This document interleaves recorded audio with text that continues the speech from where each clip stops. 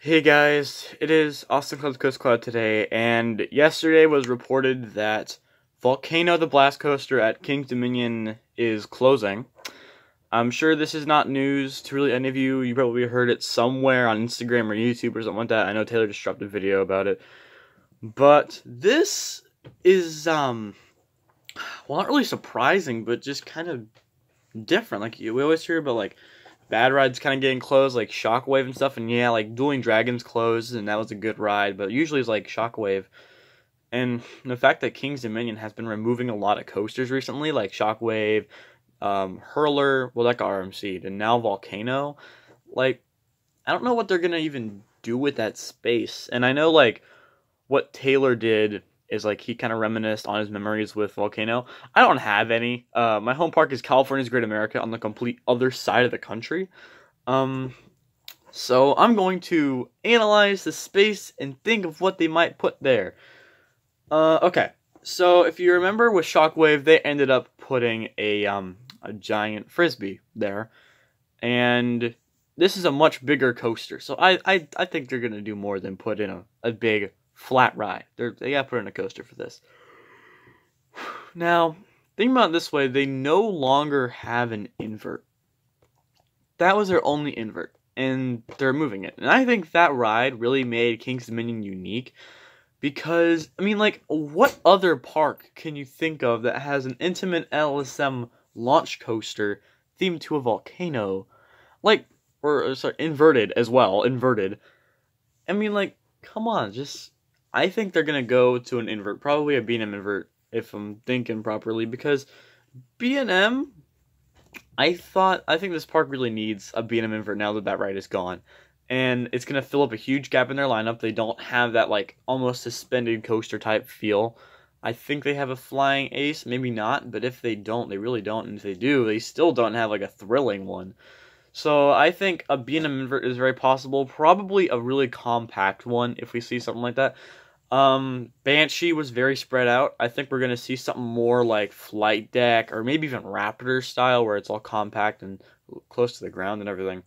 But I'd love to see a B&M invert go there. It doesn't really matter the scale. I think even a smaller B&M invert like Flight Deck, like I said, will be perfectly fine for that area.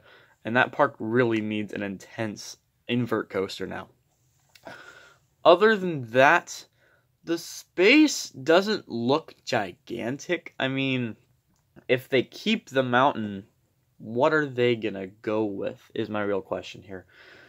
Let's see. Well, we know that they're working with Mac. I think it's possible we could see a coaster like Arthur go in the mountain. I think that would be pretty cool. The only problem is it wouldn't be like really well, like it wouldn't be really thrilling of a ride. So other than that, I could see a Mac launch coaster go in the mountain. I know that they're adding Copperhead Strike, so that's very possible that they could add a Mac launch. They could do a lot of things with the Mac, really. They could make something with Mac Hyper, maybe. Probably not that. I'm just, like, throwing that out there. But I could see a Mac launch coaster or, like, an Arthur clone or something like that. I think one of those would be really cool rides. Especially for that area, because it's a volcano. That'd be pretty cool if they could, like, throw up some projections and stuff and make it really well themed. That would be awesome. Other than that, I can't really think of much right now. I mean, those are pretty much it. A B&M invert and a Mac launch. Those are my biggest things right now. So, anyway, guys, I know that ride closing is really sad. The only ride I really witnessed close was in Vertigo, and that wasn't really close to me at all. But you guys had to go through Volcano, and that ride is, like, amazing, apparently. And you're really gonna miss it. It's gonna be, like, in the back of your head the entire time you go to King's Dominion. Like, where the hell is Volcano?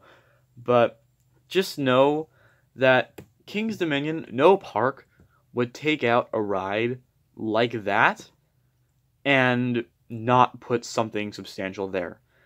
So just keep in mind, like with Firehawk getting removed, they're getting probably a B&M Giga. I mean, you probably aren't going to get a B&M Giga because you already have I-305, but you're probably going to get something pretty damn substantial. And I think that the ride that you're going to get out of Volcano closing is probably going to be worth it. Even because Volcano had low capacity. The line's going to be crazy. You're actually be able to ride this one.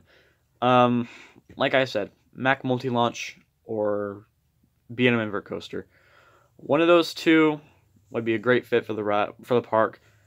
And yeah, Volcano closing just honestly sucks. Like, I wanted to go out and ride it in 2020 or maybe even 2019 on this trip, because like we were thinking, maybe we can go or full circle and go through King's Dominion, Carowinds, and all that.